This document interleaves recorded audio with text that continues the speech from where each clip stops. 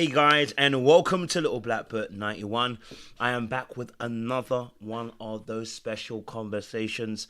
Look, if you've been following us on the Kingdom Marriage specials, we've been talking about marriage, talking about God, talking about those crazy, wonderful, amazing, unique stories of God restoring, bringing people together, knitting them together, and only the way that he can.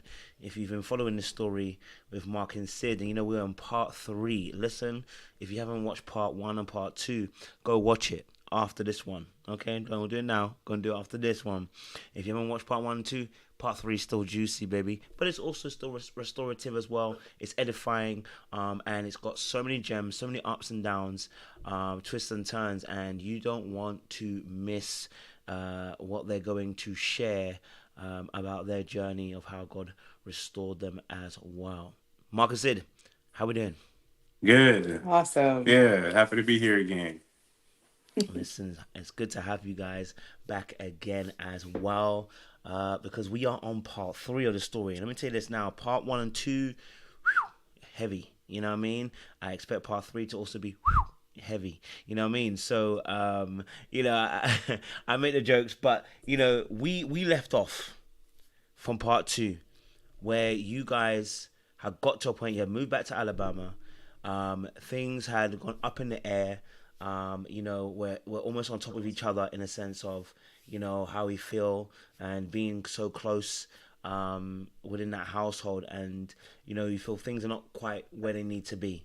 And I think you said yourself, Sid, you got to a point, you're thinking about changing them kids' names. Okay, you're there at that point. Marc's at a point where he's like, you know what, I don't know what else to do. I've reached my limit. Where do I go? So I want us to take it from that point again and just kind of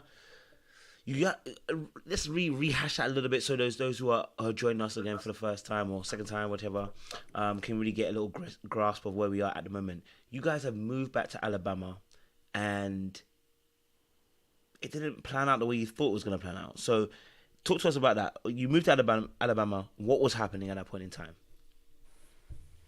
Yeah, so I think, interestingly enough, I don't think we really had a game plan for Alabama. So, Well, other than for us to have some pressure released. yeah, because of bills and just the stress of life, COVID, Yeah. kids. So we moving in with family, we're thinking, okay, life won't be as heavy, as stressful, but there weren't really any plans as far as like us working on our marriage, at least not that we voiced to each other. And so when we got out there, it was just like, oh, change of scenery doesn't change heart posture Mhm. or relationship, the health of it. And in fact, I think it might have made things a bit worse just because there was nowhere to turn. There was like, we're in a small space. We already don't converse well. And at this point, it just seemed like we went further and further apart, and it got a lot more damaging. Is what it felt like. Yeah. And I didn't, so I know that Mark last time said that we had already gotten to the point of like discussing the change names, but that hadn't happened yet. So we were out there in Alabama, but I had a friend who had a wedding in Philadelphia. So me and my family were gonna go, and Mark was invited, but we couldn't bring the kids. It was a whole thing. Yeah. So I flew back to Dallas where my family was. I flew there, and then we all flew together to Philadelphia for the wedding. And I was gone for, I mean, maybe like a week. Mhm. Yeah, so I was gone for like a week. And was that when? That was, I think that might have been your first time telling me that you wanted the, or was it the next time? I don't remember. I It think might it have might have been been. the next Yeah, I time. think it's so. I think so. Yeah, I think it was the next time. So we had that time apart, and I think it was being at the wedding that I was like, oh, this marriage is crumbling. It was just being in that setting of, the beginning of something that I was like, I think that our marriage is coming to an end. And that was like my first time feeling that in that space. Feeling our marriage is ending at a wedding is Hmm. crazy. Yeah. Ironic. Yeah. Wild. Why for you said did the a wedding I guess become ironic that I say ironic, but in the sense of like, why was it that you were having that epiphany? Sorry, Epiphany. at the point here, I was like epiphany at that moment at the wedding. That you know what? Ooh, I think my marriage is crumbling. It's coming to that place where I don't want it to be. So, what was happening at that moment for you in your mind that you came to that place where you can make that link? Yeah, I think it was a combination of that was our first time apart, like for real apart, and me also being apart from kids. So I had never had any time away from the children since they had been born. So that was my very first time. And so being gone those I think it was 6 days. So I had the opportunity to just kind of think and feel and be by myself, which I was also supported because I was with family. So having that support without the pressure that my family was adding to me at the like my immediate family, like Mark and the kids were adding to me at that time. So there was a little bit of a lightness, but also getting to the wedding and like hearing the vows recited and listening to what the preacher was saying. It was just like, I we don't have this Mm. anymore. Yeah. That was it was a tough thing. I remember crying. I was crying partially because it was a beautiful wedding, but mostly because I was like, oh, I think this is coming to an end. For you on the other side, Mark, were you having that same epiphany? You know, while she's having that mindset that you know what feels like her marriage is coming to an end, are you having that same epiphany at home with the kids? Yeah, for sure. But I don't think mine was necessarily because she was away. I think mine was just like I mine had already been building up for that for so long. Like I said, we talk about what life was like in California. I'm already seeing these issues that I'm voicing that are unheard, and then or I feel are unheard. Then we get to Texas, and it's just like, yeah, we are not one. And then we get to Alabama, and it's like, yeah, we're not healthy. This is actually more toxic than anything. So for me, I had already gotten to that stage. I think. I think her being away for me in that moment was probably like the worst thing because it was temporary, right? And so you get like that temporary feel of something that you feel like you want. Oh, I've been craving this. I've been waiting to be alone, right? But it's so short that you can't really project that that's how you'll feel forever. But for me, that time alone, I was like, oh yeah, I can do this, right? I don't need marriage, and we don't work anyway, so I can definitely do this outside of her. So I definitely felt the same way, but mine had been festering for a while.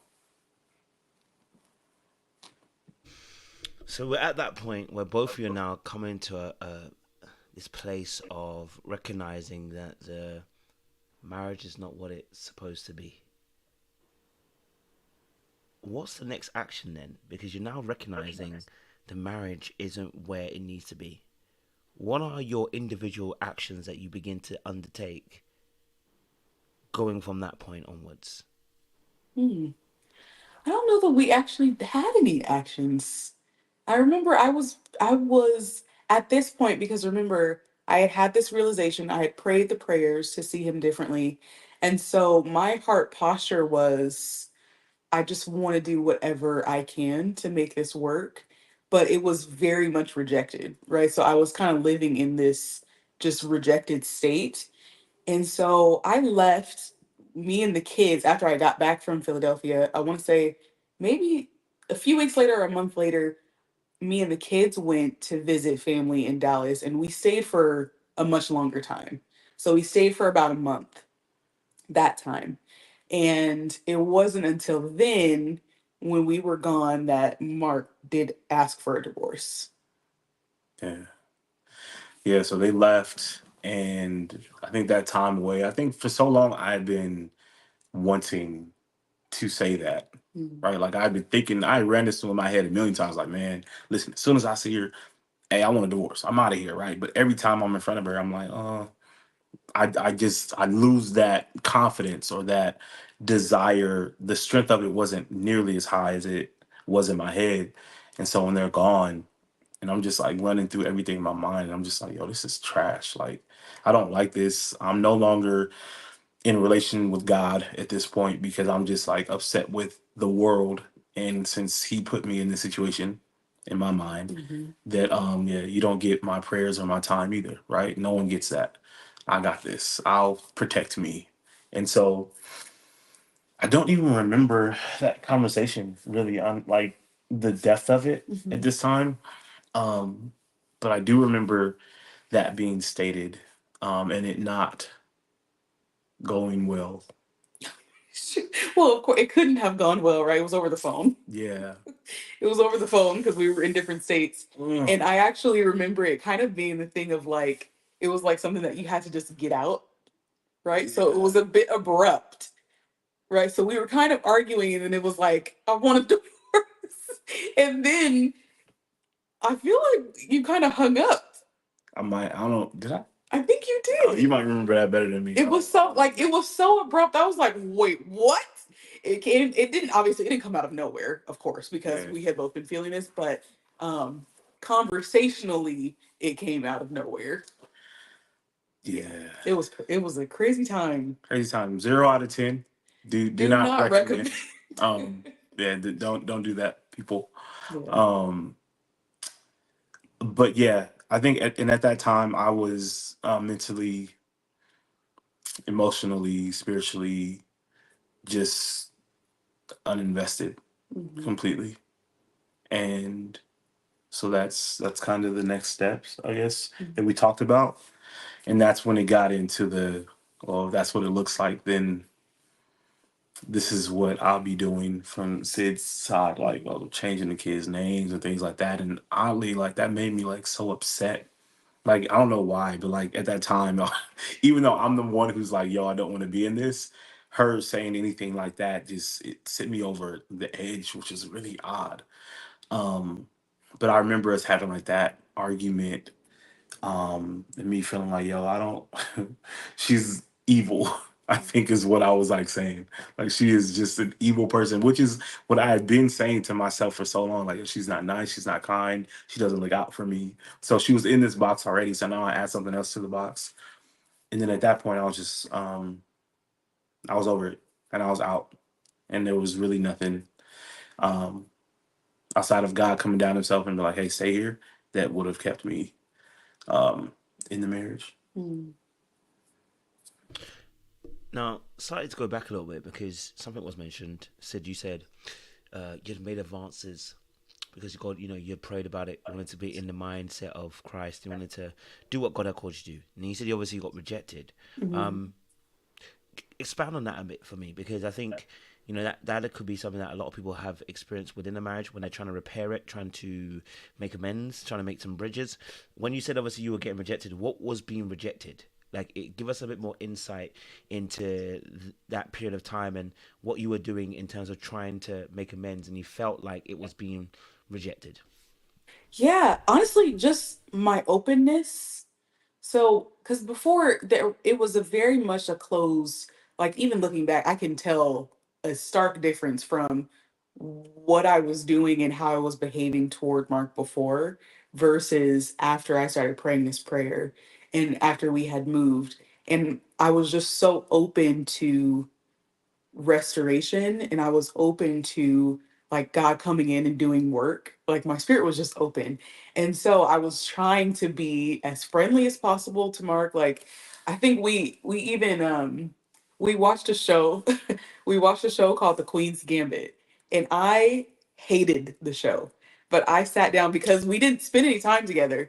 I sat down and watched every episode with him because that was the only thing that we were doing at the time to like together at all. But I hated every second of the show, which I didn't tell him till we reconciled. But I mean, just like little things like that, like trying to be intentionally open and having moments of connection. But he was just not. He was not for it. Anything that I tried to do, like, hey, you want to do this? You want to do that? Can we talk about this? Can we talk about that? It was no, not interested. Yeah. How were you reading her? How was you reading her offers in a sense from your side, Mark? she's making those offers. Were you reading it as offers, or were you reading it as something else? How did you read it? So I would definitely read it, I think, as offers in a way, but also it was just like, oh, I've seen this before, or I've already read this book. So for me, it was like, if we have a good week or a good 2 weeks, right? Mm. Then on week 3, you say something off the wall like you said in the past, and I'm like, okay, you truly aren't different, right? So I don't really want to give credence to this moment because in my head, like, this is just a blip in the radar. And the consistent thing is I don't want to deal with that forever. So this brief moment of like peace or um happiness, I think I was just so like, yeah, this doesn't last. So I didn't see it as genuine or long lasting because first of all, that didn't benefit me. I needed her to stay in a box that I created, that negative box, because then I could justify my meanness and I could justify not being present. And so if I truly acknowledged that she was different, then that meant I had to be different. And the work that it would take to do that, I just, at that time, I was like, yeah, there's no way I can accept that because I'm going to look horrible while she's continuing to grow. Describe a little bit more about the work that you thought you might have had to do in that moment. Like I really resonate with Yeah. what you're saying there. Yeah. Yeah. So, like, she had made very clear changes with the way that she communicated, um, the way that she spoke. I think the way that she tried to love, and like you can see those changes because there's a stark contrast, right? But if she's made those changes, and I understand that like that's present, and I accept it, then now I can't be mean. So I have to work on how I respond. Right? I have to be nicer. I have to dig deeper with my communication style because just saying I feel like it, which is what I did early on in the marriage, I can't do that anymore. Right. So now I have to dig deeper with how I communicate. My expression just has to be like off the charts. My spiritual grounding with Christ has to be real, right? Like I can't be like, oh yeah, me and God have a relationship. I pray. Like, no, she's gonna see right through it and it's not gonna work for our relationship. So all of those things, like all of the work of marriage, the filling her cup, um, providing to her love language, um, being present in our children's lives and hers and the family, like all of those things, if I acknowledged her change, then now I also had to change for the better. But I was so far in darkness that I understood that like that wasn't lost to me, right? Like I was very clear that if I accept what she's doing, then I have to stop being a bad person, essentially. And I was more afraid of the work than I was of being like a proper husband. Yeah. Wow. I think that's really powerful because I think that really just highlights um I think that really highlights the difficulties that come, and I've been speaking to a friend. I see that they're in the chat as well, about this aspect of change, and that sometimes we're at different places of making certain changes, and how difficult that can be for either party, right? And I think what you're kind of describing there, Mark, is the complexity of feeling pain and not necessarily that pain kind of almost locking you in and it needing to be fed. So now the other person's making that change, it you know that now there's work on your end to be done, rather than it just being about them. It now becomes Mhm. about you, and that can be, and that can itself can be very difficult, Yeah, for you know, sure. to accept. 100%. Yeah. You get to that space where you're like, the negativity is much more comfortable than the positive, right? So, like, I was much more comfortable when things were bad than I was when things were good because I'm like, oh, this is not my normal space anymore. And so, definitely, like, having to be better in the face of pain or to heal and to not acknowledge it and not to continue to be the victim, which I've learned that I definitely had a victim mentality. Mm. Um, Having to like pull from that at that time, nah, it didn't benefit me in the way that I felt that it needed to. So yeah, it was I love definitely that. definitely tough. I love that. Literally, I was reading something today, well, listening to something today, and it was victim, persecutor, and rescuer. Those three perspectives that we often undertake, and most of us don't actually want to admit that we play the persecutor or the victim. We Mm. like to believe that we are the rescuer, when in most cases, actually, we actually play the other two roles. We're either the victim or the persecutor, and that can be very difficult when you have to shift that perspective. Because if you've played it for a little while, you kind of have accepted that position, and a change of posture means something has to be done on your end, and that can also be very difficult Mm, to want to do as yeah, well. Yeah. for sure, for sure. I think it's crazy too because I feel like I play both. Mm. Honestly, like I feel like I play persecutor because I need you to understand that you've done something wrong, Mm, right? And so because you've done something wrong, the way that I'll react to you is that punishment. So that's the persecution. But because you did the wrong to me, I'm also the victim. So mm. You have a right. you have a right Yeah. to do this, and you deserve to feel the pain from it. So Mm. yeah, Difference in that. For yourself, then, Sid, before we go a bit further on and push the story further along, um, you asked God, you prayed about it, you've put your trust in the Lord. You know what I'm saying to you, and then He on the phone drops that cliffhanger. Now, of course, you knew something was not quite right, but still, you've been praying about it. You've been asking the Lord. You know what I'm saying to you. I'm sure He was answering certain prayers, and then you're thinking to yourself, you know what? I'm putting the work in. I'm doing all that one as a child of the Lord is supposed to do. And then he drops the clanger, bada bam. I want a divorce on the phone. How did you start looking at God at that particular point then, when that cliffhanger is given to you? I should also say that that drop of information is given to you. Does that change the way you look at God? How did you relate to God from that point onwards then for yourself? For me, so me and God were locked in. Mm, Me and God were locked in. And I will say that never had we been so locked in as like when we went through all of our stuff. And uh yeah, I have never been so locked in with Christ as I was at that. I mean, obviously I am more now, but from that point, um, yeah. So it didn't change that at all. I think it was more so like I felt it coming, right? I assumed it was going to come at some point. I hoped it wouldn't, and I hoped that he would be able to overcome some of these things that he was dealing with. But it wasn't surprising.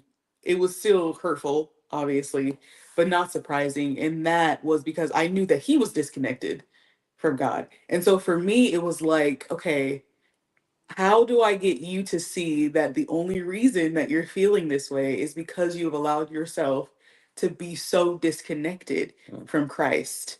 And now it's like the enemy wants you out of this role, right, that God has placed you in. This is your ordained role, your most important role right now.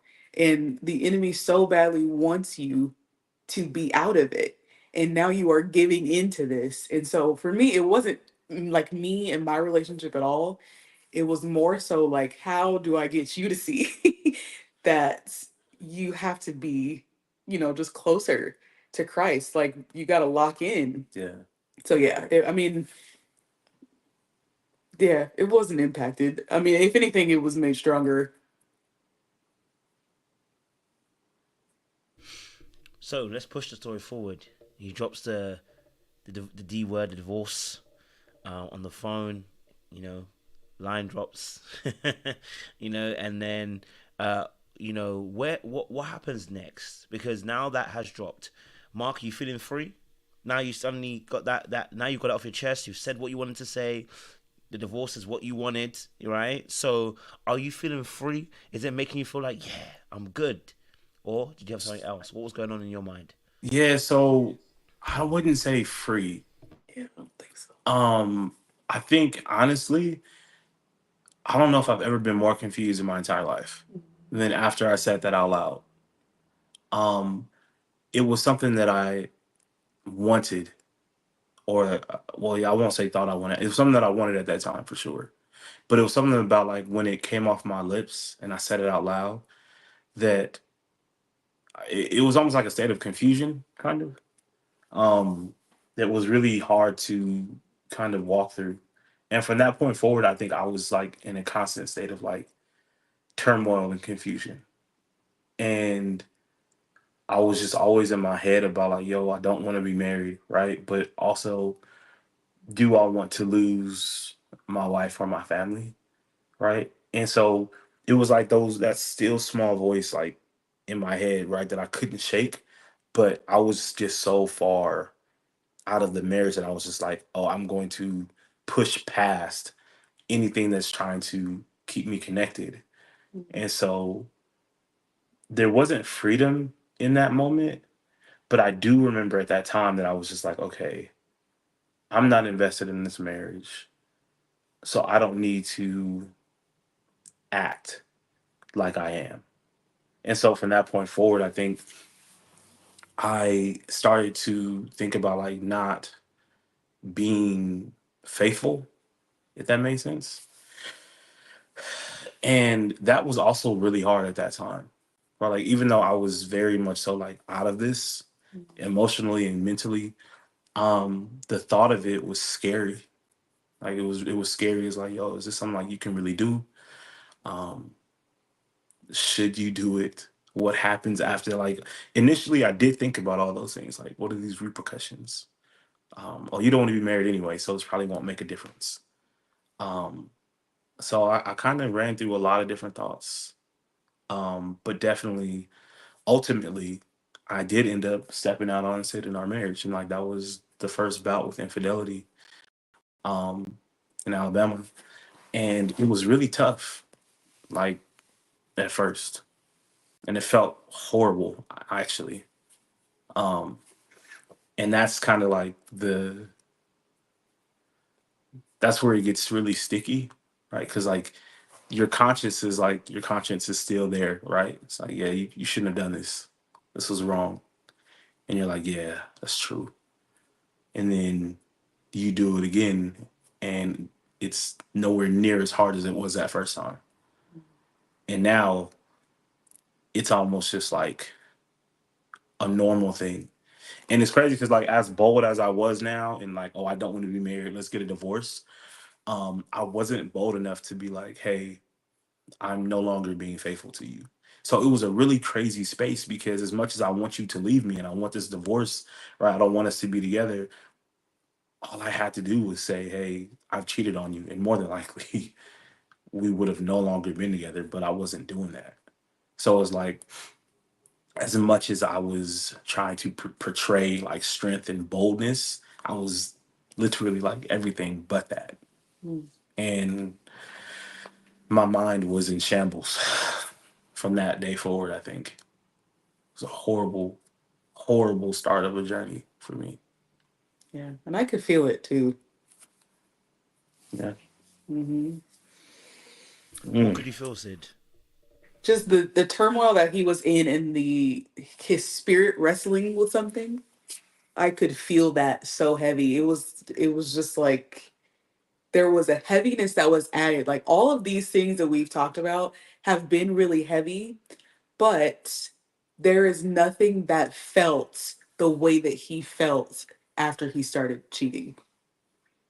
Like the heaviness that was just himself. Like not anything that was going on in the marriage, not all the situations, like just him, he felt really heavy. And there was just a darkness about him that I was like, dude, what is going on a regular basis?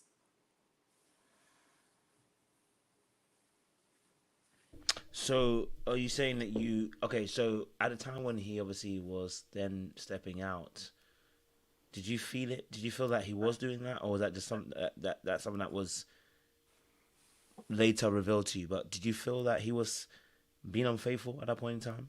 I didn't. I say I didn't.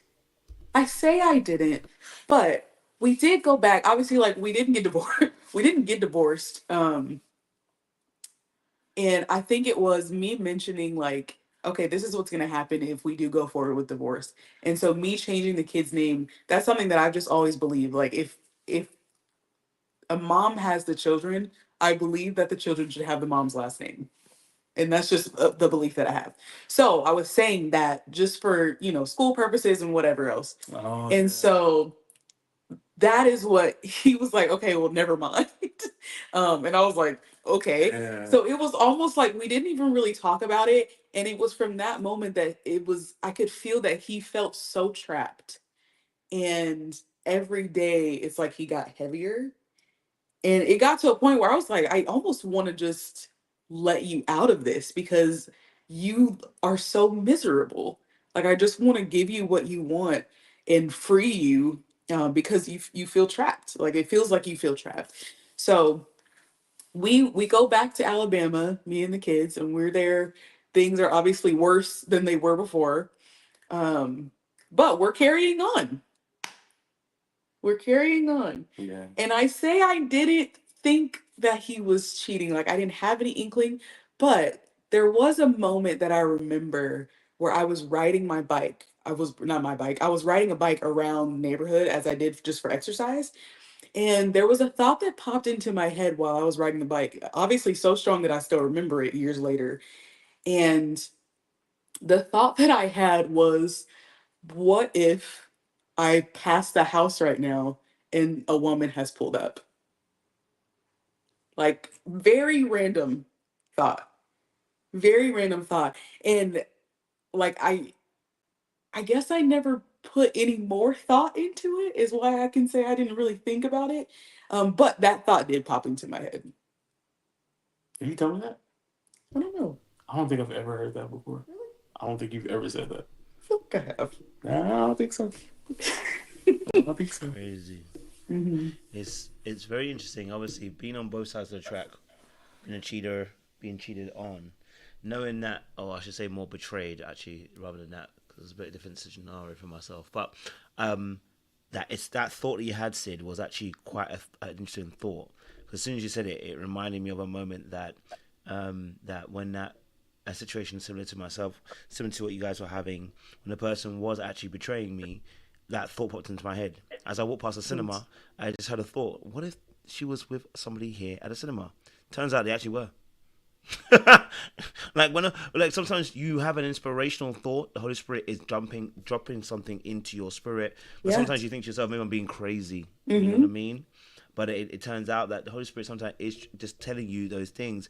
And there are other things, which is why I said that I think when you kind of have that connection, there is, yeah, of course, as being as Christians too, there is that feeling. There is something not quite right, Yeah. that you feel something has shifted, Yeah. and it's more than just, okay, we're not connected right now, as well. So yeah, that just to kind of support that thought process for you.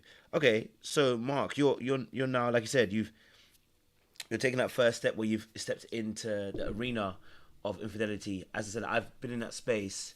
One of the scariest things I think I found for that space is, because of obviously the upbringing, but also my dismissiveness, is the ability to compartmentalize. So I wonder if that was also happening for you. And when I mean compartmentalize, I mean that I literally looked at the person in the face and I literally put what I had done into a box, and I looked at them with absolute boldness and was like, nothing's wrong. I was actually kind of scared. So I want to know from your perspective, now you're stepping out. And when you say you're stepping out, at this point, is it, and I don't mean to go anywhere deep, but is it physical, or is it now just still more emotional that you're stepping out at that point? Oh no. It was full on sex at this point. Like it was just, yeah, absolutely all the way the wrong thing. I think it was always a really weird place for me. So like I didn't compartmentalize very well, right? Everything was jumbled for me. So like I was very aware that it was wrong, right? Like that wasn't my struggle. Like I was very understanding that, hey, this is not what you should be doing. Yet I'm like, okay, I shouldn't, and I will. it was just a boldness in the face of like sin, and I was like, yeah, like I'm gonna do this.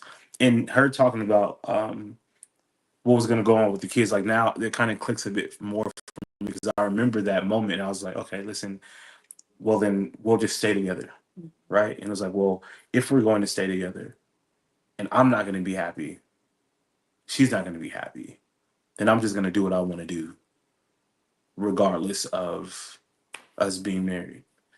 And so yeah, there was definitely a boldness to it, just from me though, right? Not from her being aware of what's happening, because that was never the case. So I wasn't really compartmentalizing. I was struggling. I was struggling so bad at that time. Um, Spiritually, I was just empty. Mentally, I felt like I was breaking. Physically, I don't really remember, but it was atrocious. And so we did that for. I mean, we just rolled through that way for a while, and then we ended up coming back to Texas after a little while, and we just kind of stayed in the same space that we were in, with like, hey, this isn't good, right? But at that time, we had like good moments, which I hated. We had a bit We did. more good We moments. definitely had more good moments when we got back to Texas, which I thought was the absolute worst thing in the world, because for Sid, for me, it felt like if we have good moments, you think nothing's wrong, right? And so we have like a good week, a good 2 weeks, a good 3 weeks, and she'd be like, "Oh yeah, we've been so good," and I'd be like, "What are you talking about? Like we're not good." And we haven't been good. And the fact that you think we are is really upsetting to me, because I have to hold my tongue, because I feel like I can't tell you we're not good, because then I'm like, well, how, why? And it was just, oh, that was, it was a crazy. It was a crazy time. Crazy time. So obviously, Sid, hearing that, at a time when you're saying it's good, you feel like you're making progress, you're seeing changes, or at least it feels like that you're seeing some changes. So what's going on your end then through that period? Because obviously, Mark's kind of let us know about what he was up to, but for you then in that moment where it is getting good, how are you viewing the relationship? How are you viewing what's happening? Are you thinking, okay, we're gonna make it work, we're gonna get back together? The divorce will be off the table. Like, what's your thought process at those points where it is getting good at those times?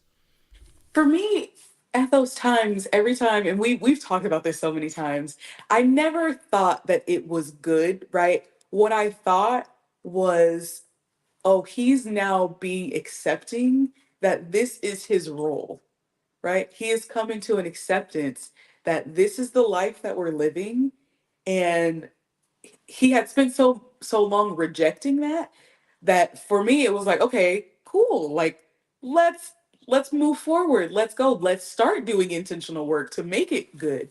um so for me it was just like, okay, now we're in this space, we're in this good space for a few weeks at a time. Yeah. It's like, okay, cool, like you're cool, let's start working on this. So yeah, I never thought it was good obviously, after a few weeks, but yeah. For sure. Okay, so okay, then you said obviously you moved back to Texas at that point, Yeah. right? Yes. Yeah. Okay, forward, push us forward in that story. So Texas, you get back to Texas. First of all, why did you go back to Texas? And two, what begins to happen when you're in Texas? Yeah. Sid hated Alabama. So, like, she We just, were only there temporarily. yeah, it wasn't like a plan to be there long term Yeah. anyway. And Sid was ready to get back to Texas. Her support system was there. Um, and so we moved back to Texas, moved in with her family actually at that time. But also though, that it was after we had decided, like you had made a decision, like, okay, we're gonna stay married. It Okay. was like a concrete decision. Was it? Mm-hmm. That's crazy. I don't remember that. So obviously I decided to stay married. You know what though? I think I probably gotten a lot more comfortable with marriage, because if I can stay married and do what I want to do, right, then Right. that can like help alleviate the heaviness of marriage. Mhm. And so I found like a sickening way to find peace in the marriage, and that was infidelity. And so we moved back to Texas, and we have good moments and bad moments. And I'm just like, yo, I really hated the good moments, like I said, because she thinks everything's okay when it's not. And I need for you to know that things aren't okay because I can justify my wrongs Mhm. in an odd way, right? I need you to know things aren't okay. And now that's why I do this.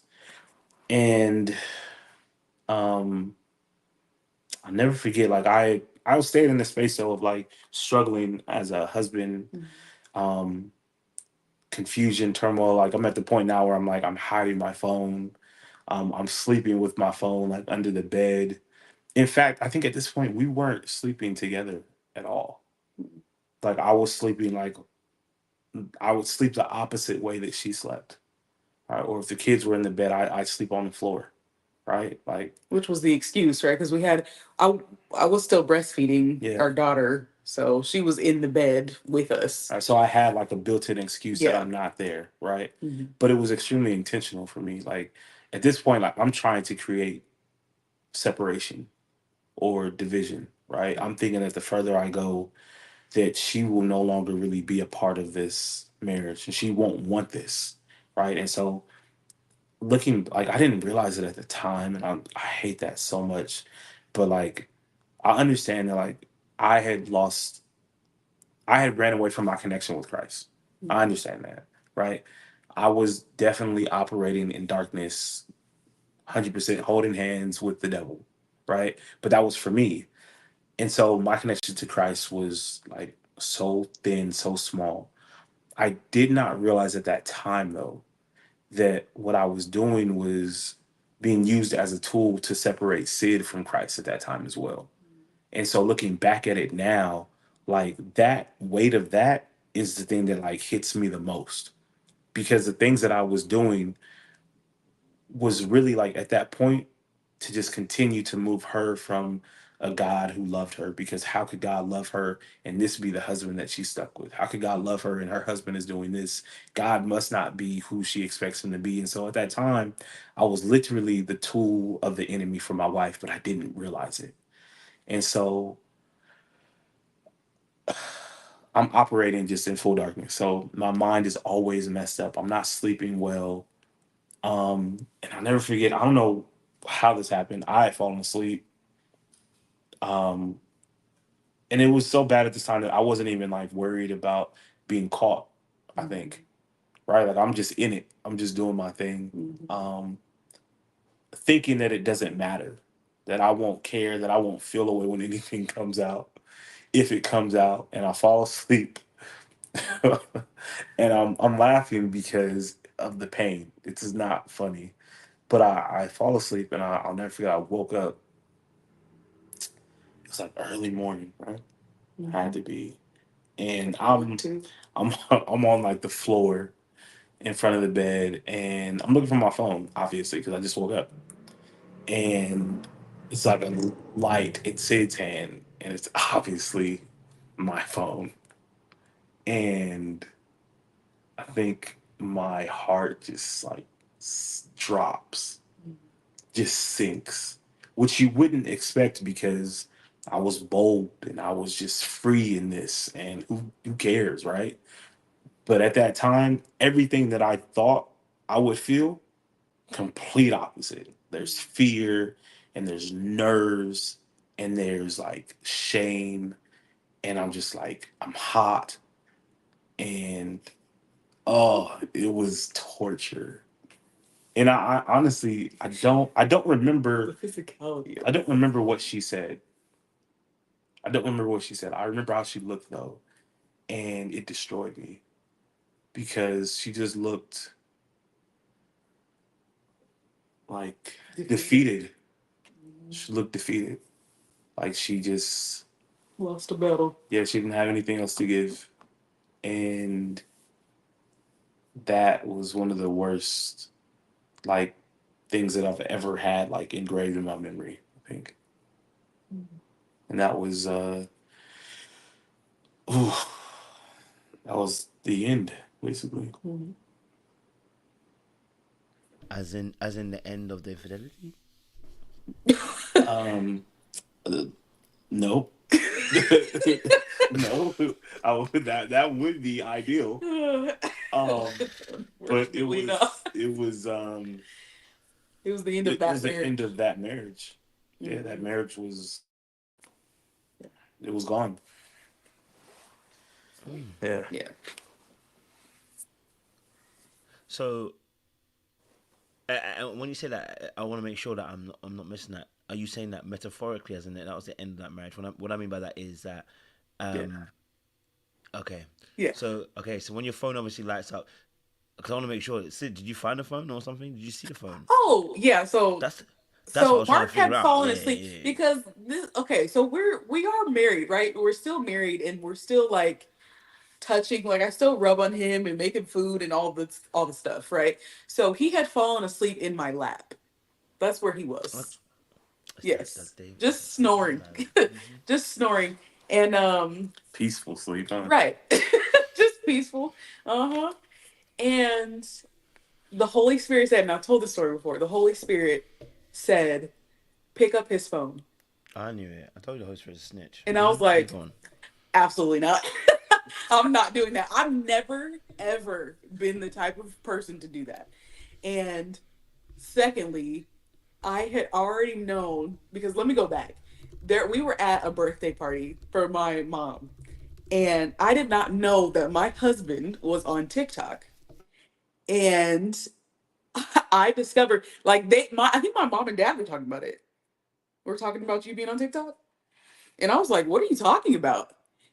And because I wasn't on TikTok. And so I go to TikTok and see all these videos of my husband and all these women just commenting.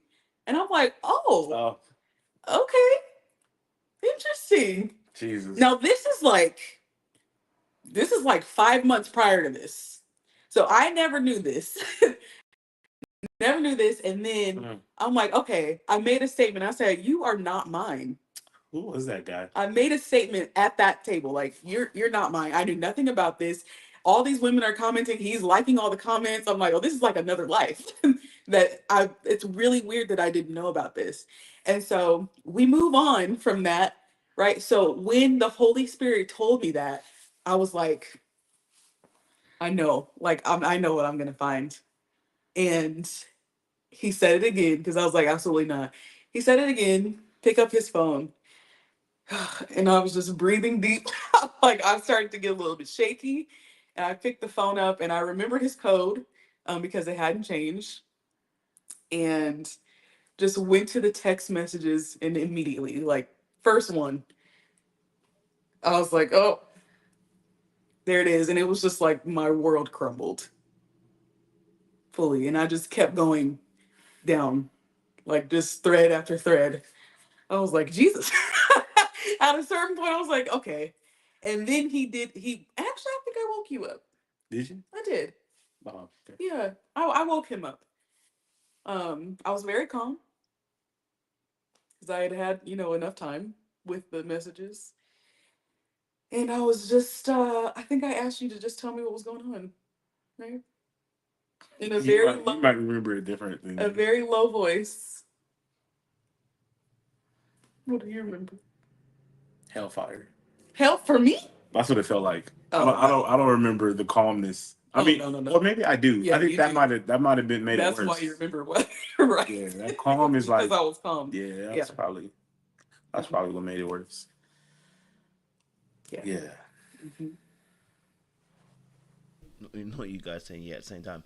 Uh, so, phew, man, finding messages, that is a tough one.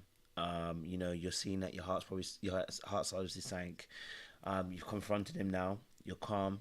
You're keeping it cool, collected, but you want some answers. What were you hoping you were going to hear from Mark? Honestly, just the truth. Because at this point, I had seen so much, and it was just like I didn't even necessarily need to hear the truth because of what I had seen in the phone. I wanted him to be bold enough to be able to tell me the truth to my face. So it was like when he says he was operating in this boldness, it was definitely a boldness to all those messages. I will say that. And so it was like, okay, go ahead and tell me. You be honest with me right now. And I had no intention. It was like my mind was already made up after I had seen that. So I had no intention of like allowing him to apologize his way through anything. It was just like, okay, be honest, and then let's get on with this.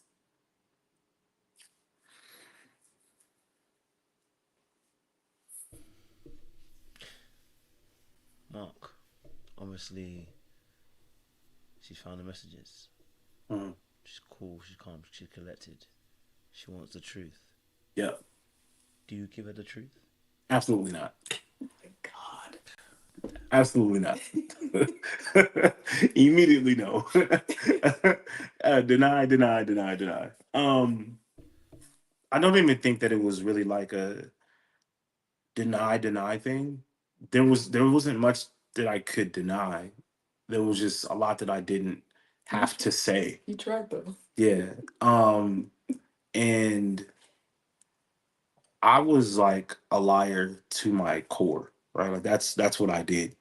That's what I had always done my entire life. I had lied about things. So I didn't see that moment as like my moment to be like a truth teller out of nowhere. I'm like, oh, uh, as bad as this moment feels, I just don't want to feel any worse.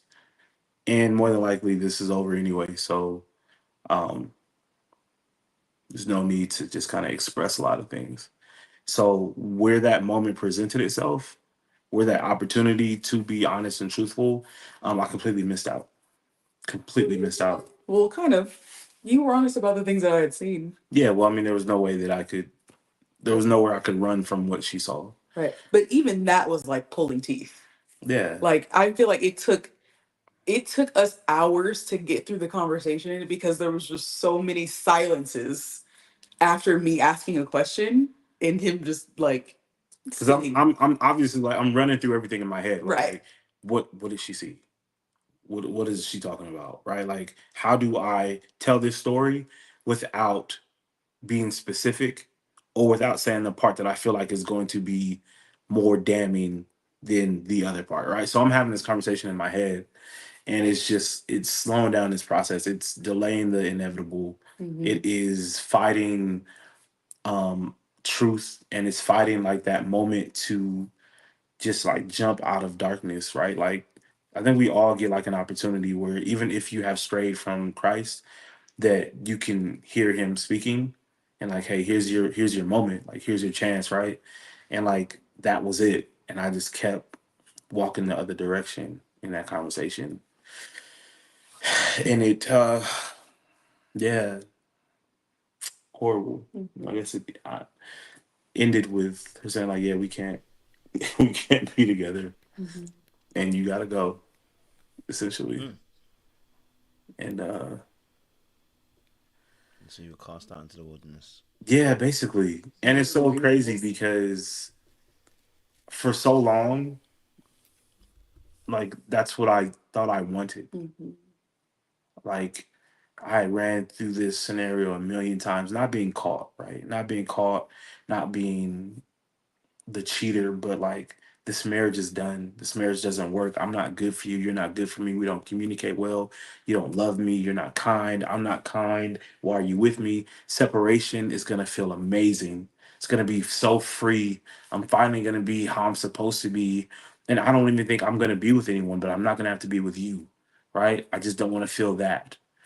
And the attention that I felt like I was getting while married, right? The people that I could talk to, Mhm. the busyness of it when the hey, we can't be together hits and separation is real. It's like whatever fun I thought I was having, it was gone. It was like the scales had fallen off my eyes. I kid you not. And it was just like, yo, like this is not what I thought it would be. Um, and that was early on. and then I was out of the home. Well, you were out of the home next day. Yeah, I was out the home next day. You were only not because it was 2 a.m. Yeah. Yeah. Gone off from wife and kids, and it was just like, yeah, you've lost. Plain and simple. Yeah. You lost.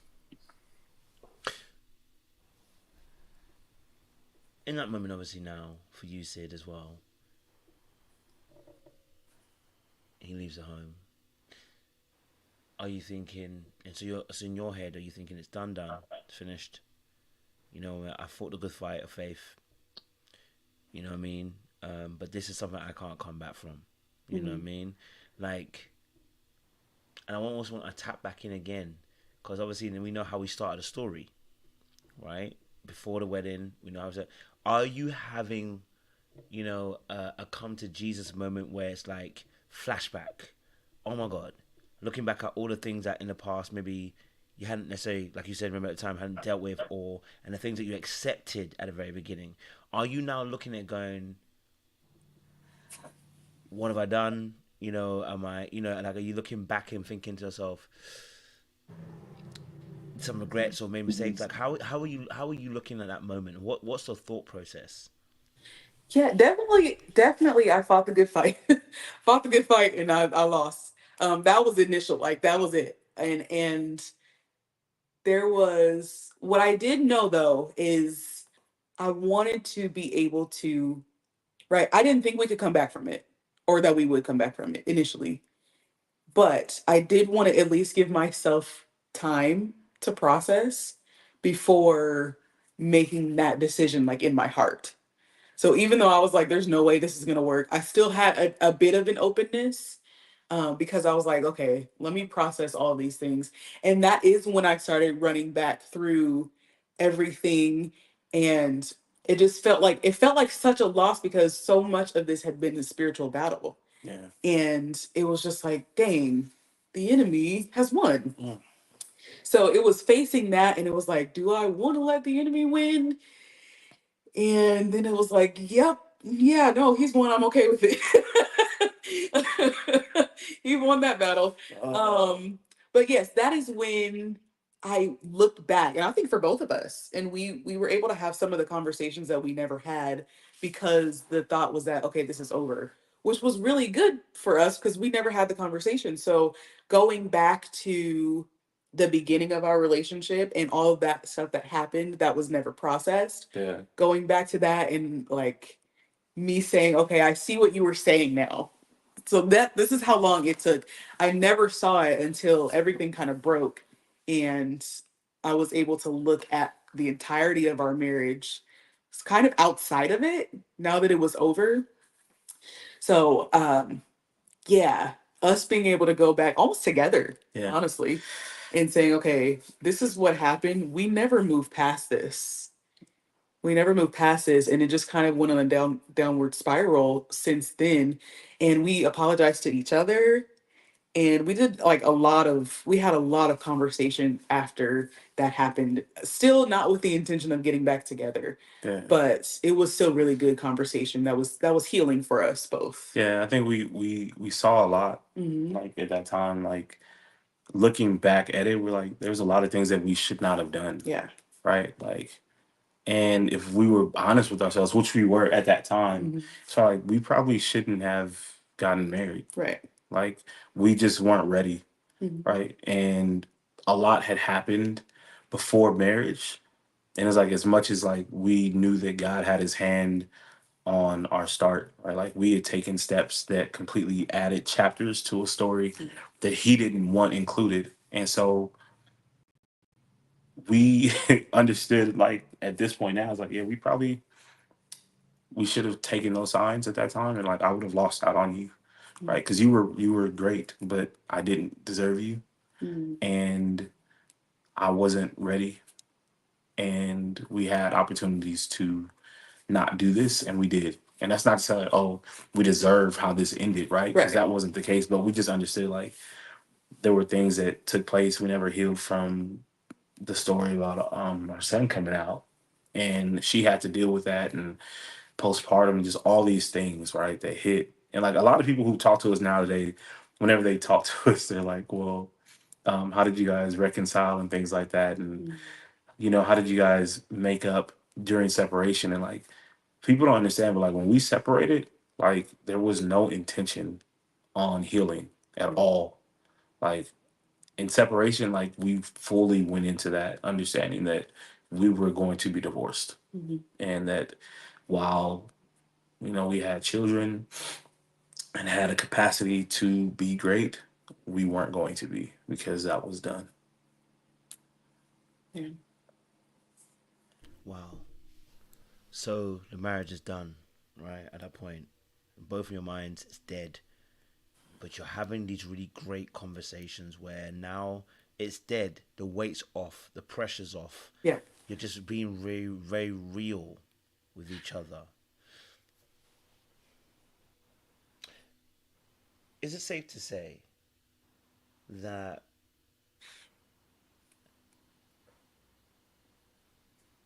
and I'm going to put it this way just so that we can have the conversation, that both of you are being fake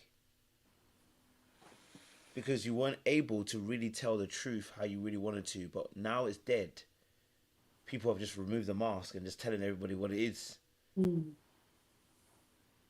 Of course, I know it's not exactly like that, but Yeah, that's a great question. I think for me, it wasn't a fakeness, like not an intentional one, at least. Um, it was more so of I had had this thing, and honestly, for my whole life, of just pressing on, right? I'm thinking I'm doing healthy things, like, oh, I can move on quickly, like that's a good thing. But ultimately, I was never processing anything. I was just moving forward, and this is the thing that happened that I was like, I will not keep doing this. And so this was my first time saying that, which of course this is like it was a huge thing, right? My whole world is just shattered. And so I'm like, I will not handle this situation the way that I have handled all other situations in my life. And so taking that time to pause and process was allowing myself to actually see what was going on.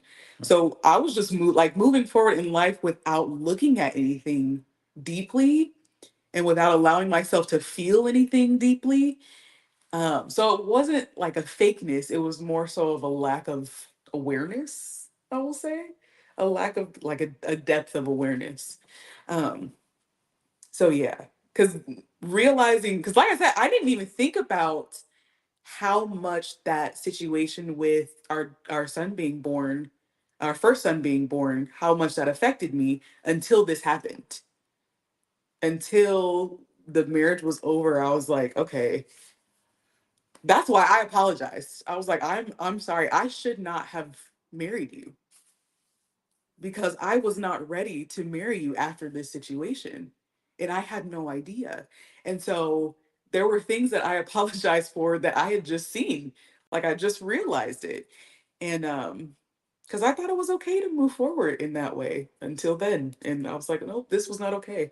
And then I allowed you to marry me when I was not over something that you did. I allowed resentment to build up. And then I was mean to you because the resentment had built up. And that was not fair to you. Even though, like, what you did wasn't fair to me, then I went and did something that was unfair to you that affected both of us, like, for years. So, yeah, it was just seeing it differently. Yeah, definitely. It was a lot of that. And like a lot of people don't understand, like, or know, like in marriage, there's a there's a different weight to marriage than relationship. Mhm. And like when you get married, like you're now looking at a mirror of yourself. And we tell us all the time, like, you don't know what you don't know. And so there were things that like we needed to work through and address that we could have never known that we were going to have to work through Yeah. until we crossed the threshold of marriage. The thing is, though, we had not done the work to persevere through those moments and to push through to get a better understanding prior to marriage, Mhm. right? So those are like tools that you can gain before marriage. Like you can figure out how to do certain things so that when it comes up, okay, we can push through this. We didn't do that.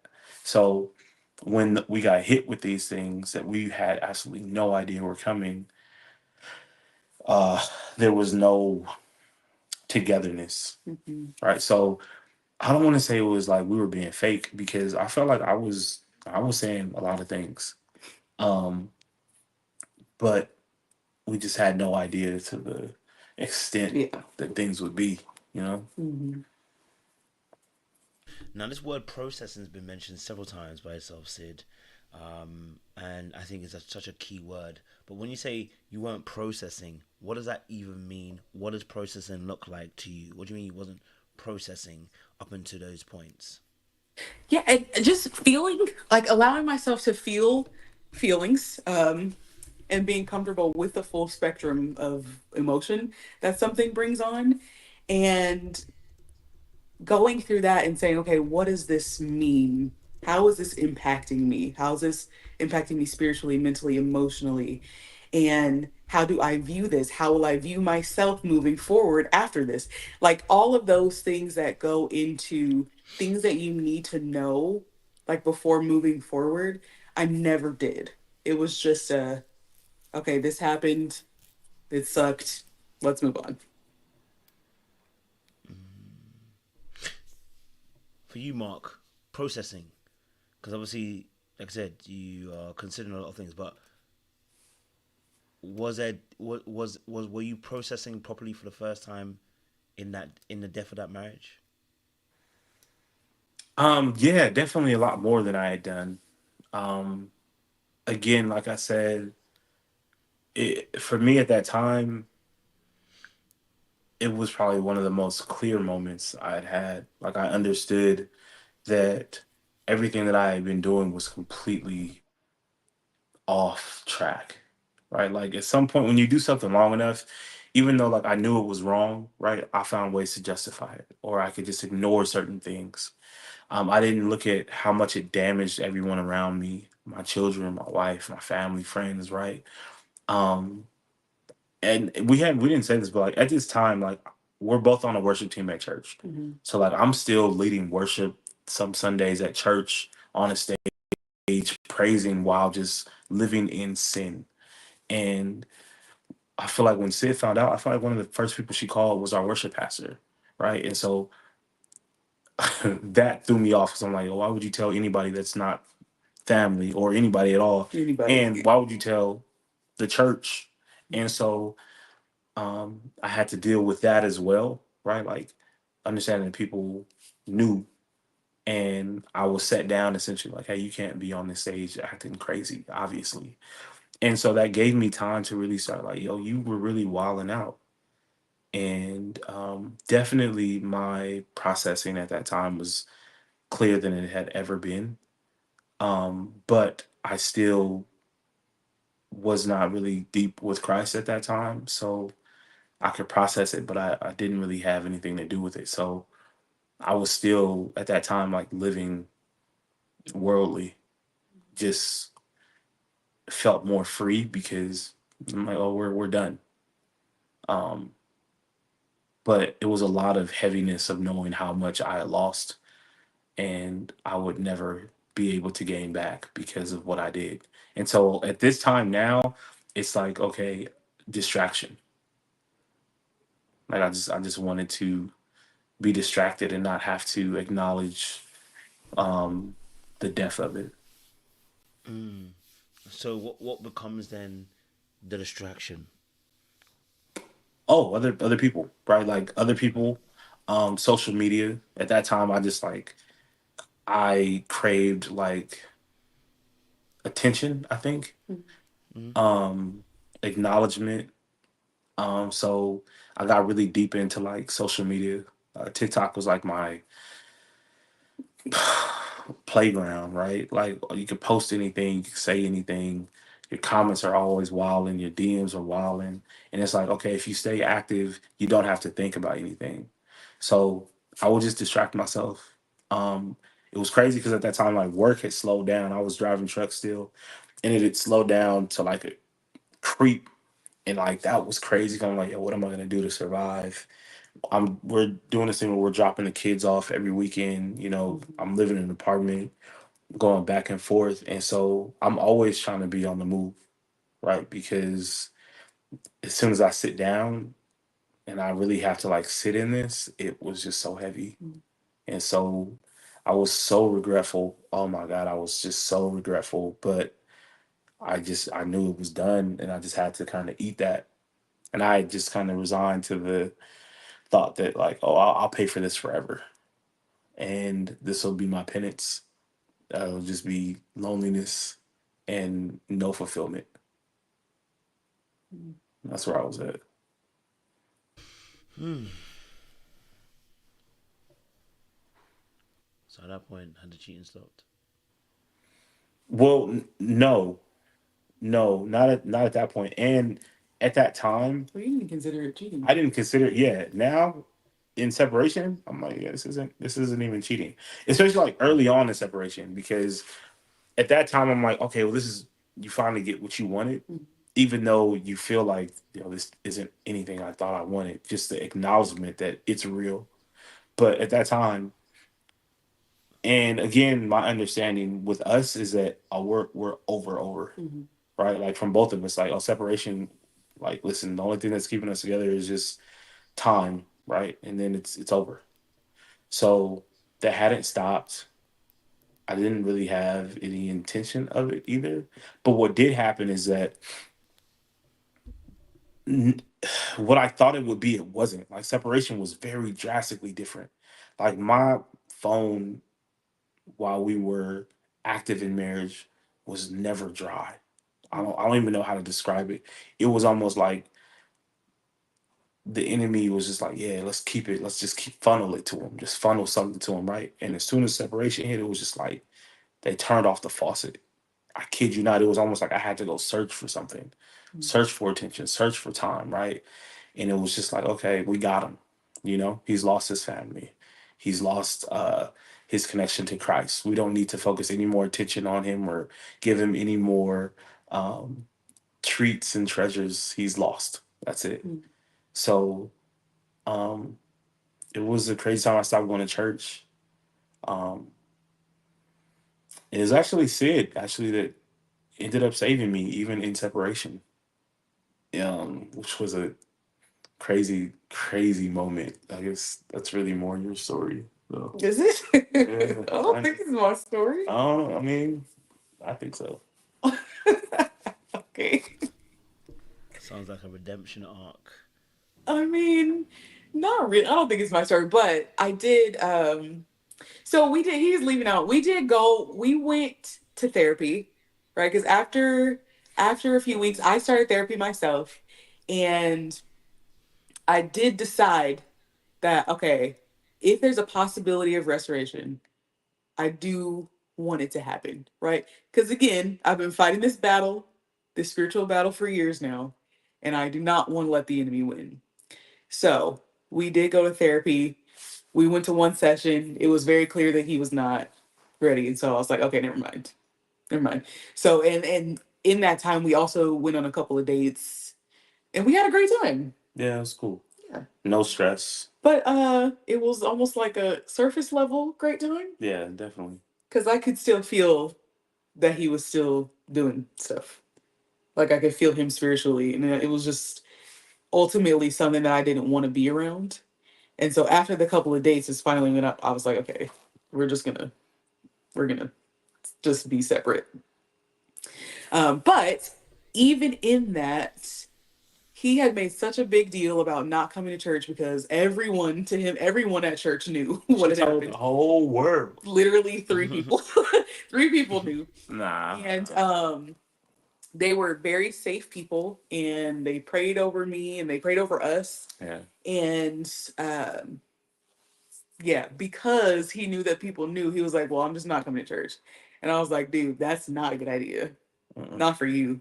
You have to come to church. It's very necessary. So I did get him to come to church one day, one Sunday, and we had a guest speaker, and he just so happened to be preaching a sermon on being caught. Yeah. And it's still one of the best sermons I've ever heard. In my entire life. Yes. And I was sitting, he wouldn't sit with me, which was okay. And I was just sitting in my seat like, I had no idea this was going to be the service. She planned it. She told the pastor on positive. They had a Yeah. conversation before he spoke. Yeah, it was crazy. Because there's no way he spoke that and it wasn't Literally for you. for me. Yeah. Yeah, no, that was bananas.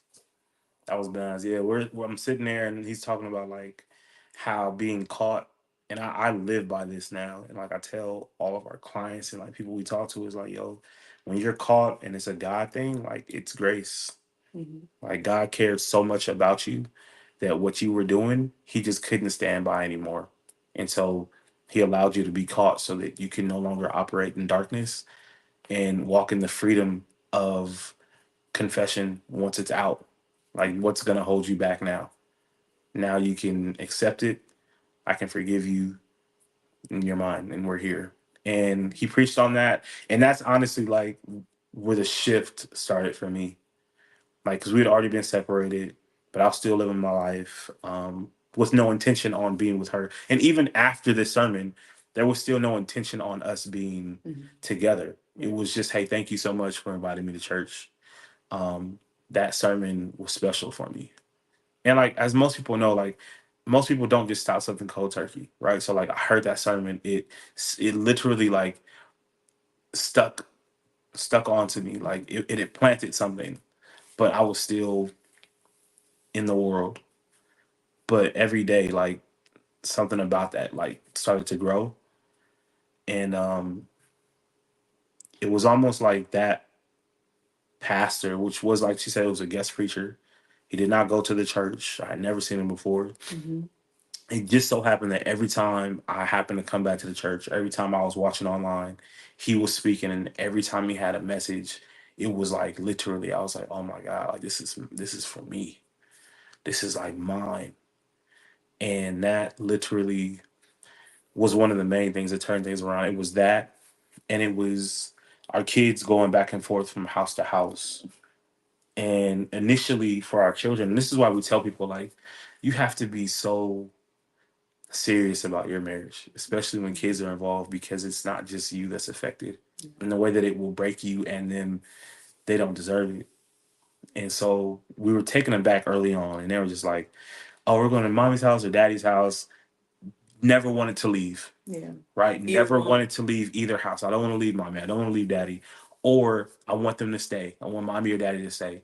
And I'll never forget one time I was taking the kids back home to their moms. And I feel like my son and daughter, they didn't have any problem. They're just like, okay. And that was it. And I feel like it was at that moment that I realized that my children had gotten comfortable with the fact that mommy and daddy were no longer, that we weren't a family, essentially. Like they understood that there were two different places for them to be at. And the realization of that for me literally broke me in half. Yeah. I will never forget that moment. I was just like, oh, I'm not okay. And I am putting my children in a position to not be okay. And I don't know if I'll be able to make it back from this. And so that coupled with the sermons, like that shifted a lot. That shifted a lot. I think at that time it started getting me to a space where like, okay, the life you're living or the life that you had lived, you can't anymore. And so that really shifted things, and my relationship with Christ started to like get deeper. I was much more focused on him and me and forgiveness of self, because I think I didn't feel the need to forgive myself because I'm like, I'm going to suffer with this forever. And by not forgiving myself, it gave me the door to continue to do the things I did because I don't deserve better. Right. So I'm just going to stay in this box where I'm at. And it wasn't until I like forgave myself that I was able to have freedom in saying no, have freedom in Christ and walking in what I did and acknowledging it. And that was the start of something new for me personally, outside of Sid or anyone else. It was just a me thing, and it was special. We might need a part four. I can't lie to you. Now, I got one last question for today before we wrap it up. We definitely need a part four because I think we need to talk about restoration, which you guys are talking about. But I want to know, Sid, this goes towards you directly. Did you have a promise or a word from the Lord concerning restoring this relationship? Because the way that you kind of have that little bit of an inkling in the back of your mind or back of your thought, it seems you were still kind of, in a sense, you keep saying about like the enemy, for instance, the enemy, not letting the enemy win. I'm wondering if, and I think we said this earlier in our very first video about having the gift of faith, but I'm wondering for you, did the Lord mention something? Did the Lord say anything as to why you're? Because I get it, but you're fine hard. Can't lie to you. Says you was, maybe you was fine hard. You know what I'm saying to you? So I'm trying to see what the motivation was because you're fighting so hard in some aspects to try and be understanding, be accepting, be open, be like, you know what, God, whatever you're saying is on you, like, and not be like, you know what, I'm done. Well, of course you guys did get done, but like, I'm done and I'm finished, and you know what, nothing no one can tell me, be gone. But you seem to still kind of open yourself up a little bit. So was there something from the Lord or something like that that was said to you or something? Because you seem so intent on the restoration almost in a sense. So yeah, want to know your thoughts. I I was intent. So I went through periods. So this was years prior. I went in like I had a moment of prayer, and Mark had left with the kid for maybe, I don't know, maybe like an hour, and I prayed the entire time. And this is before we moved to Alabama. And I know in that moment I that our marriage was going to flourish. Like that was the moment that I had. And I remember Mark came back and we were in a terrible place. And I just said everything's going to be okay. And he literally looked at me like, okay. He looked at me crazy. And but that was all that I had to say. Everything's going to be okay. Because that's what the Lord had just told me. Um like it will not this will not go the way that the enemy is trying to take it. That's what the Lord said. This will not go his way. And so I had that from a couple of years prior, but also there was a moment, right? Because we went through lots of ups and downs throughout the separation. We tried a little bit, but then I could tell that he wasn't ready. And so I was like, okay, but we're just gonna, I wasn't hopeful, but there was a point where so many things had come out and they kept coming out, right? Just kind of trickling in, not necessarily from Mark, but just things that I was seeing. And I was like, okay, Lord, what? I don't need to know anything else. Like at this point, I know enough. This is enough.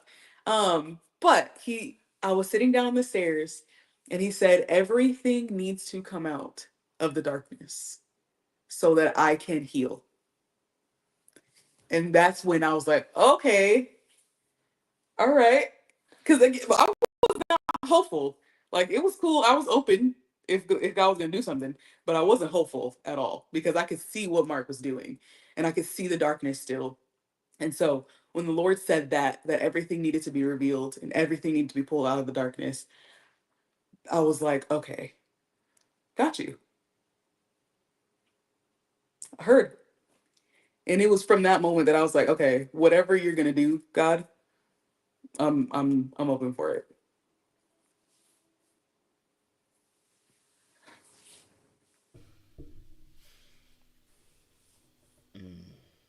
I'm guessing, Mark, you never heard any of those things. I'm not from her. I'm talking about from the Lord. Oh no, no, no, no. Yeah, I think that I cut off the lines of communication. Um, and it was crazy because I had not been doing like the work right to be connected to Christ. I feel like I relied so much on Sid Mhm. for her relationship with Christ for me to know what was next. What is God asking us to do? Where does He want us to go? Like I completely taken that mantle from me and thrown it on to her, right? Because her connection with Christ was better than mine. And so um I feel like I heard Christ when I heard her. Like I heard God through her. And because of the space that we were in, I started to ignore obviously I'm not praying to God and I'm not listening to her at all. So anything that she gave me, yeah, that's I'm not taking that into consideration anyway. Like there's no way that he had anything to say about this marriage flourishing because it's it's not. Yeah. Yeah. So that's where I was at. Mm, mm, mm, mm, mm, mm, mm. Interesting. Okay. Okay. Yeah. No, I think it's definitely interesting to hear that because I think, like I said, I was trying to see, like when God wants to do something and restore something, you know, not always that they are both participants that are aware of what God is saying that He's doing, especially if one is not as connected to the Lord Himself. Mm-hmm. That usually is the Abraham Sarah situation, which is the Lord tells Abraham but doesn't tell Sarah at first, and it's not till later that the Lord tells Sarah about what He is planning to do. But at the very beginning, He only tells Abraham. And that's 13 years in between that time. Mm. So it's interesting. I say 13 years, but actually it was less than that. Sorry, apologies. That's the second part. But yeah, it's interesting to see that aspect kind of play out in real time and Hmm. see that perspective as well for you too. No, we need a part 4 because we need to talk about the restoration. Because we're almost there. We're not the promised land So, yet. we're Yes. so It feels like close. it feels like this. You know what I mean? Like I know we're there, but it's like We're there's so that little bit close. more. We're almost there. You know what I mean? I'm even scared there's another twist. I'm scared there's a little bit of another twist. I'm shook to know that when we start next part 4, there's gonna be like a twist that I was never seeing coming in that space as well. Um, yeah. Oh man. I guess I'll leave that for part 4 because I have a different set of questions in my head that are just burning now that Oh are, man. you know what I mean, in that area because that's we're now coming to the place of restoration. You know what I Mm-hmm. mean? We've gone through some very difficult dark patches, the Yep. storms, but now we're getting to a place of restoration, and that in itself is tricky because no matter how much you want it, the pace sometimes as well, the way that we want it to happen at what time and what we add meaning to certain behaviors, and when God is actually dealing with us in restoration about sometimes breaking it and breaking it completely, and even when you get given a word about, I'm going to restore it, let me handle it, that can be very tough when God wants to handle it and you're like, yeah, but how long you going to take? You Right. know what I No, mean? for real. Okay, You we'll didn't put a handle it. Yeah. timeline on that. You know what I'm saying Right. to you? Like, did I really hear from the Lord? Or, you know what I mean? Like, is God really going to restore this? Really and truly, like, can He mend this ugly, broken thing that's happened to us? Like, you know what I mean? Like, it's a completely different conversation we're going to start happening in part 4 because that restoration piece is huge. Yeah. It's huge. Yes. Definitely. It's a different type of fight. Okay, final statements on where you guys are at that point in that time, and just for where your minds were at that point in time. So, just before it gets into restorative pieces, Mark, you're now coming to intermittently you get to a point where you're coming to church at certain points. You know what I'm saying to you. What's your mindset at that time? Really quickly, what's your mindset at that time? Um, I understood what I had lost, Mm. and not even like I understood relationally what I had lost, but I understood how much time I had lost with Christ. And so at that time, I was really like, God, like I want to be deeper with you, and I want to hear you from myself, and I want to be a better human and a better father.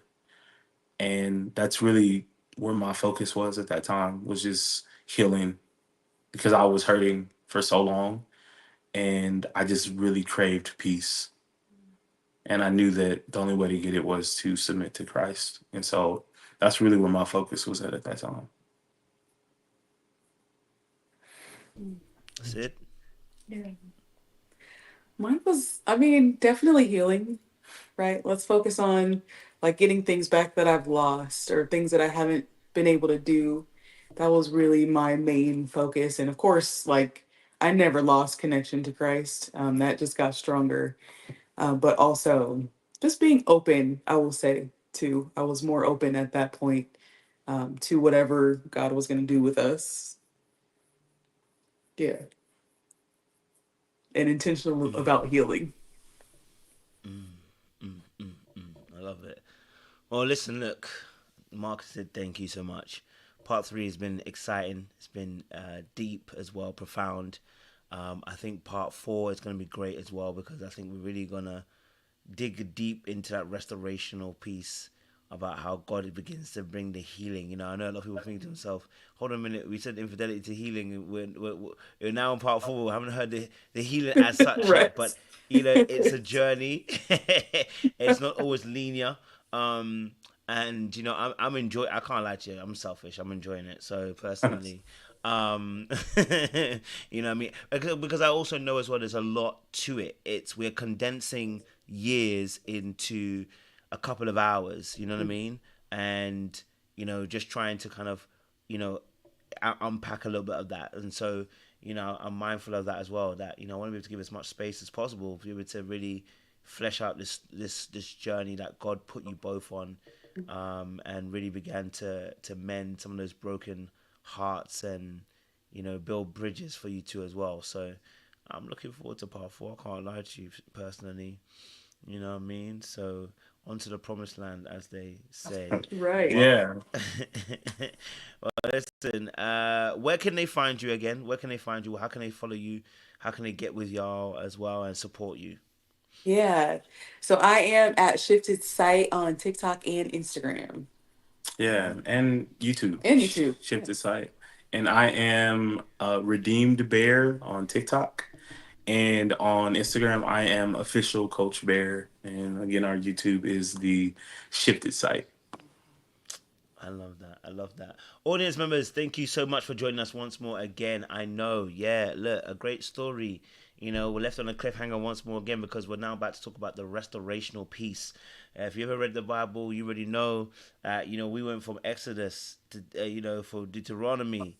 It was only when we got to Joshua did we really get to the promised land. So there is, you know what I mean? The promise was always coming, but it was only when we got to Joshua that we actually got to our promised land. So, you know, I want you to be patient with it. I want you to enjoy it. I want you to enjoy the journey and the surprise and the twists and the turns because they're all part of the story of Mark and Sid. But they're also milestones and memorials for them to remember how God brought them through. But it's also a great time for us as well to be able to tap in and be able to like, wow, this is the story that you guys have been through. If God can do it for you, then He can do it for me. Yeah. And in fact, actually, we were talking about Joshua. They actually put the stones up there, and the Lord told them as a reminder for them, not just for them, but the future generations. So as we're embarking on part four, you know, these are milestones, but they're memorial stones, of remembrance that, you know what God has done already for you too, and what He can do for others as well who may be in a similar situation. There is restoration after infidelity, so we're gonna definitely tap into that as well. Yeah. Okay? Yeah. Love it. Love it. Mark and Sid, thank you so much. Audience members, listen, don't do anything I wouldn't do. There's a lot of things I don't do anymore, so, you know, don't do them. I appreciate y'all. Stay locked, stay loaded. We'll see you again for another installment next week. God bless y'all. Bye-bye.